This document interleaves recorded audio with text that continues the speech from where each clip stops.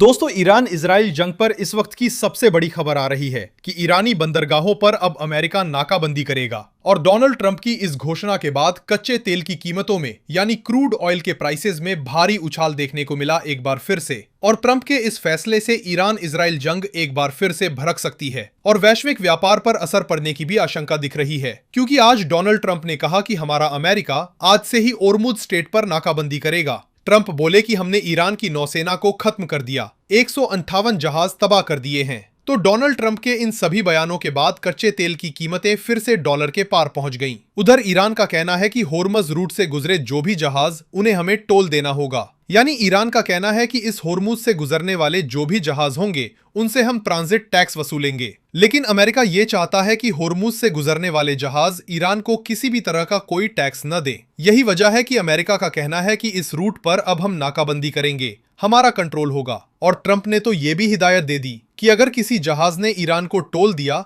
तो उस जहाज को रास्ता नहीं मिलेगा, उल्टा उस जहाज को होर्मुज से हम गुजरने नहीं देंगे। ऐसा क्योंकि आज ऑफिशियली अमेरिका के जो राष्ट्रपति प्रेसिडेंट है डोनाल्ड ट्रंप, उन्होंने ऐलान कर दिया कि अब अमेरिकन नेवी, जो अमेरिका की नौसेना है, वो होर्मुज स्ट्रेट से गुजरने वाले जहाजों की खुद नाकाबंदी करेगी। और ट्रंप बोले कि जो जहाज ईरान को गैरकानूनी टोल देंगे उन्हें सुरक्षित रास्ता भी नहीं दिया जाएगा। इससे ईरान की आर्थिक ताकत भी कम की जाएगी। अमेरिका किसी भी स्थिति के लिए तैयार है, जरूरत पड़ने पर युद्ध खत्म करने के लिए कार्यवाही करेगा। अभी एक दिन पहले आपको पता होगा, ईरान और अमेरिका के बीच पाकिस्तान में तकरीबन 21 घंटे तक शांति वार्तालाप चली। लेकिन बड़ी दुख की बात है कि ये वार्तालाप बेनतीजा रही। इस वार्तालाप पर भी रिपोर्ट सामने आ रही है कि दोनों देशों के बीच होमज स्टेट खोलने और न्यूक्लियर प्रोग्राम, इन दो अहम मुद्दों पर पेच फंसा रहा। इस वार्तालाप के बाद अमेरिका के उपराष्ट्रपति JD वेंस ने इस्लामाबाद में प्रेस कॉन्फ्रेंस भी की और बताया कि पाकिस्तान में हुई बातचीत बेनतीजा रही। पाकिस्तान भी अपनी मध्यस्थता का रोल ढंग से नहीं निभा पाया, क्योंकि दोनों देशों के बीच सुलह करा ही नहीं पाया पाकिस्तान। हालांकि पाकिस्तान से जब बात नहीं बनी तो अब रूस ने भी ईरान अमेरिका के बीच मध्यस्थता की पेशकश की है।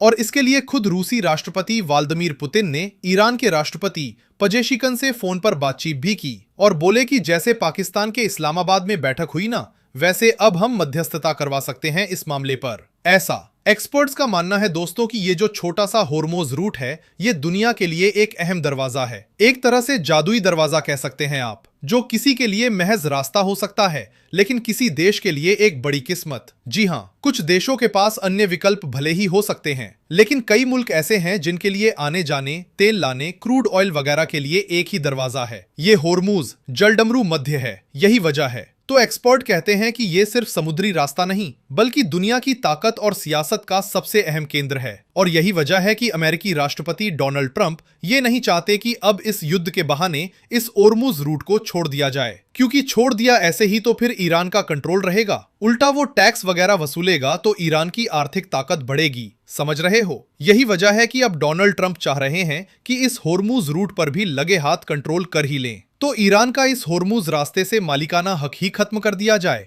और अमेरिका इस पर कंट्रोल कर लेगा। और अभी तो अमेरिका बोल रहा है कि इस रूट से गुजरने वाले जहाजों से टैक्स नहीं लेंगे, लेकिन ट्रंप का कोई भरोसा नहीं, भविष्य में वो खुद इस रूट से टैक्स वसूली शुरू कर सकते हैं। ऐसा तो अब फिलहाल इन क्रिटिकल सिचुएशन को देखते हुए ऐसा ही लग रहा है कि ये युद्ध एक बार फिर से भयंकर हो सकता है, गंभीर हालातों तक पहुंच सकता है, क्योंकि पाकिस्तान में जो बातचीत हुई उसमें भी कोई निर्णय नहीं निकल पाया। उधर ईरान सरकार का यही कहना है कि कुछ मुद्दों पर अभी भी मतभेद बने हुए हैं। हालांकि ईरानी गवर्नमेंट बोली कि आगे भी वार्तालाप जारी रहेगी, लेकिन ये तो वक्त ही बताएगा। आज डोनाल्ड ट्रंप के उल्टे सीधे बयानों और जो पाकिस्तान में बीते दिन शांति वार्तालाप नहीं हुई, इस वजह से देखिए भारतीय शेयर मार्केट में भी बड़ी गिरावट देखने को मिली। सेंसेक्स तकरीबन 1000 पॉइंट गिरकर 76,500 पर बंद हुआ। निफ्टी भी 300 अंक नीचे 23,750 पर आया। और इंटरनेशनल न्यूज पर एक और बड़ी खबर आ रही है कि पाकिस्तान पर भी भारी भरकम लोन है, तो अब पाकिस्तान को 46,500 करोड़ रुपए की मदद देंगे सऊदी और कतर जैसे देश। इन पैसों से पाकिस्तान अपना UAE का कर्ज चुकाएगा, जो कि 29,000 करोड़ रुपए का लोन बकाया है UAE पर, क्योंकि पाकिस्तान के पास ये कर्ज लौटाने के लिए सिर्फ 11 दिन का ही समय बचा है। ऐसा। और इस बीच देखिए अगली बड़ी खबर, ईरान के जो विदेश मंत्री हैं अब्बास अरागच्ची, उनकी तरफ से भी एक बड़ा दावा किया गया है। अरागच्ची बोले कि पाकिस्तान में शांति वार्तालाप के बीच इजराइल के प्रधानमंत्री बेंजामिन नेतन्याहू ने वेंस को फोन किया था, यानी अमेरिका के उपराष्ट्रपति जेडी वेंस को फोन किया था जब बैठक चल रही थी बीच में ही तब, और उसके बाद से ही, यानी जब वो कॉल आया उसके बाद से इस बैठक की प्राथमिकता बदल गई। उस एक फोन कॉल ने सब कुछ बदल दिया।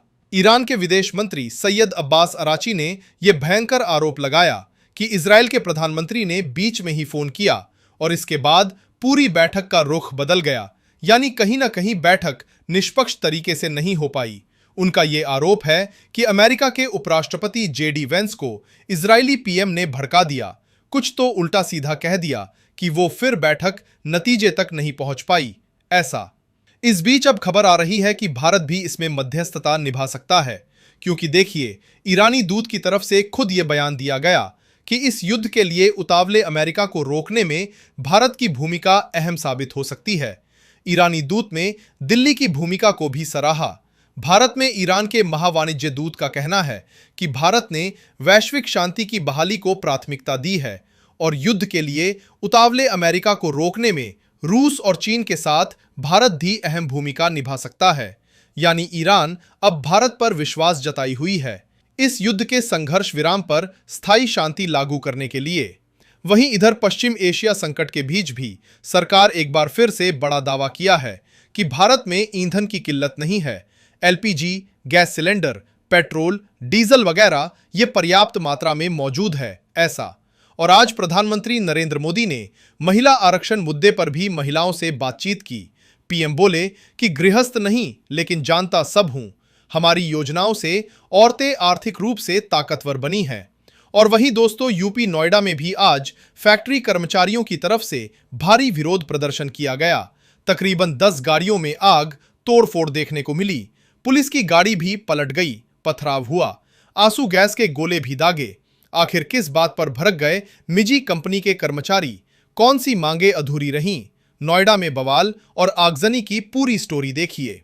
रिपोर्ट सामने आ रही है कि वेतन बढ़ाने की मांग को लेकर नोएडा में ये हिंसक प्रदर्शन हुए हैं। तोड़फोड़, आगजनी, पत्थरबाजी और जाम। उग्र लोगों ने पुलिस की गाड़ियां भी फूंक दी। वेतन बढ़ोतरी की मांग की ये तस्वीरें भी आप देख सकते हैं।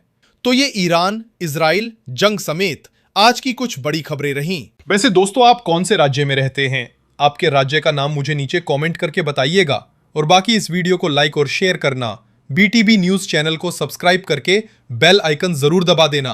रोजाना की ताजा बड़ी खबरें, महत्वपूर्ण मुख्य समाचार देखते रहने के लिए जय हिंद, जय भारत, वंदे मातरम।